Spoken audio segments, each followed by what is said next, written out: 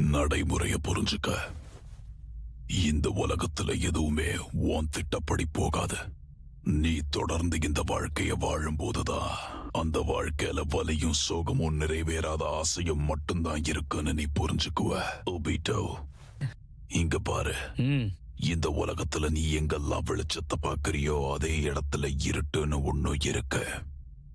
ஜெயிக்கிறவங்க இங்க இருந்துகிட்டு இருக்கிற வரைக்கும் தோத்தவங்களும் நிச்சயமா இங்கதான் இருப்பாங்க. அமைதி நிலவணுங்கிற ஒரு சுயநலமான எண்ணம் தான் போர் உருவாகிறதுக்கான காரணமே. இப்படித்தான் அன்பை பாதுகாக்க வெறுப்புங்கிற ஒரு விஷயம் உருவாச்சு. இது எல்லாமே ரொம்ப அத்தியாவசியமானது. இது இல்லாம எந்த உயிருமே வாழ முடியாது. இதுதான் இயற்கை. நான் யார் இறைவா, விடைத்தாய் இறைவா.